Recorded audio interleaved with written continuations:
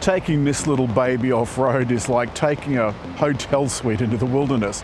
But this week it is the Nissan Patrol Ti Warrior.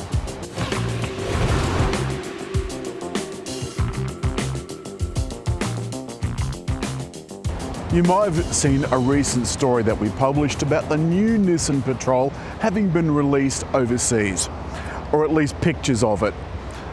And this one has been out a very long time. But it's not unusual for people to take a very expensive SUV, as the Patrol is, and then take it to an aftermarket place and spend another 20, 30, 40 grand. You might have a camper up on top, a rooftop pod for clothes or whatever. But almost always, you get a little extra height, you get some bash plates, you get a few other odds and sods to help you off-road. The problem with that, of course, is that they are not guaranteed by the manufacturer. That's the first thing. So it brings us neatly to this. This is by Premcar, and they paired up with Nissan to make what they've done to the car factory warranty. So if anything goes wrong with any of these Premcar editions, you can just take it to the Nissan dealer and they'll sort it out. As if this wasn't tall enough already, you get an extra 50mm in ride height. Now, unlike some of the opposition, this doesn't have fancy uppy-downy suspension.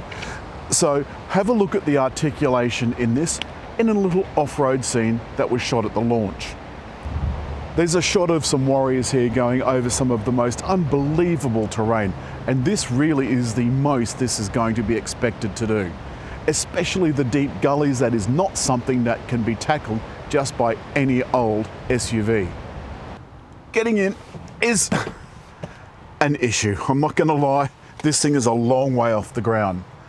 But in the back you are well catered for. There's a quick look at the third row, and I've got one seat folded down and one seat up. In the second row you get a second row of vents, a third row of cooling, a couple of USB ports, and below that a 12-volt port. The floor is nearly flat. I say nearly because remember, this is an internal combustion car, which we will hear in a minute, and it is very impressive. But have a look at this. So I've got the seat set for me. That is a mountain of space, and that allows for the third row to have a little bit more space by me sliding the second row forward. Let's have a look at the back. Now remember, this still is a Patrol. At the end of the day, it is a luxury off-roader. But some of the things that they've added with this is the tow hitch. That's a Nissan thing. And some of the strongest attach points I've ever seen. I mean, that thing could tow a 747. Open this up, and this is the first surprise. It's a manual door. Gads. And the rear floor, the load lip, comes up to the top of my leg. In case you're wondering where the spare tyre is, it is up underneath. And inside you can see an enormous amount of load space with the third row down. With the third row up, it's a little bit less generous, but nonetheless, there's still quite a lot of it. There's another 12-volt socket here, and that's 120 watts max. So you can plug in a fridge or any of the other camping gear you're going to take with you to places like this. The interior has been Premcar'd as well. There's a little bit of Alcantara above the passenger seat with Warrior written in. But listen to this. I press the starter.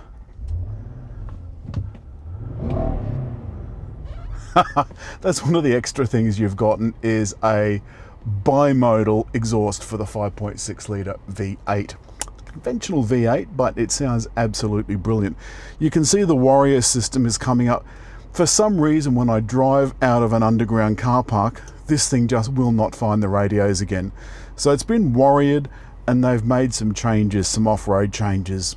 The Australian Patrols never got the international interior, which meant that we got this rather boring looking center console. But there are things that are really cool. There's a rear cooler, a fairly simple dash, a fairly simple console. The dash is just dials, the console just has this, what looks like a drop-in head unit. It does have the audio controls along the bottom, 2 zones of air conditioning under that, a third zone of cooling in the back, and then this command center. And the command center has all of the things that you're going to need for off-road driving, or on-road driving for that matter. There's a single setting for on-road, and that's 4 high road. That's it, that's your lot. Other than that, it's got hill descent control, the 4x4 lock, traction control off, and then there's on-road, sand, snow and rock. Now if you leave it in auto, it's going to fiddle the four-wheel drive as it sees fit. The thing that is disappointing about this modelled on the bottom of the range Patrol is that this is very analog. You've got this tiny little digital cluster in the middle, and then the rest are dials that look like they were taken from the 90s. The steering wheel, similarly, it does have controls, and it does have some on-road safety systems, but not a lot. All right. The other thing my pet hate is it has one of those foot-operated parking brakes. The work of the devil. Honestly, those things are just horrendous. I'll pick you up on the road. The thing about being such a big, heavy 2.6 ton car or thereabouts with a gross vehicle mass of 3.5 tons is that it's a lot to throw around and it's very high set. You simply cannot corner this thing like your one Fangio. And that's all there is to it. If you want that sort of car, you need to get something else. But the sound of this V8, this quite old-fashioned V8, is glorious.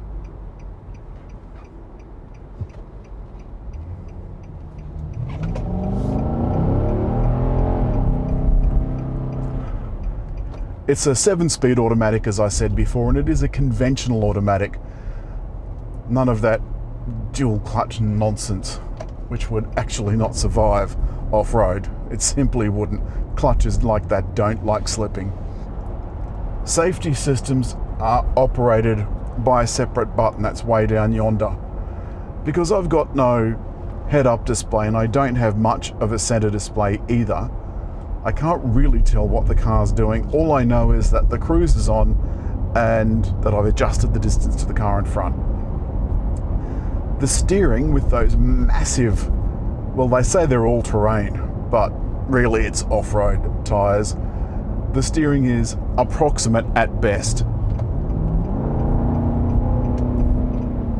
I really do love the sound of that V8.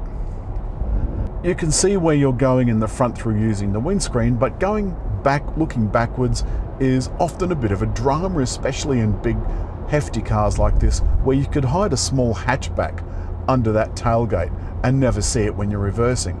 So we've got this fairly high mounted mirror dash monitor.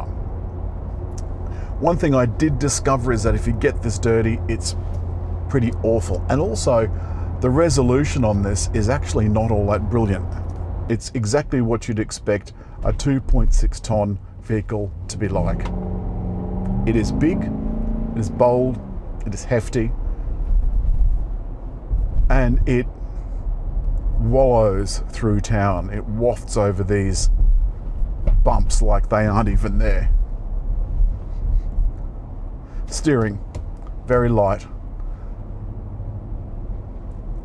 For all of you saying that you like your steering to have a bit of resistance to it, honestly, why? No, why? Especially when you're off your road, you want as much assistance as possible. But I do feel like I could climb a mountain. You do need to have deep pockets to buy it. You need to have deep pockets to put fuel in it. Refueling this is going to cost $250 to $300 depending on the day. It's an awful lot of money, especially if you go through one of those tanks a week. A Nissan Patrol is actually one of my favourite cars because it can go anywhere. I didn't like this at the first few days of driving, but I came to really love it. As always, hit like, leave a comment, and just over there to subscribe.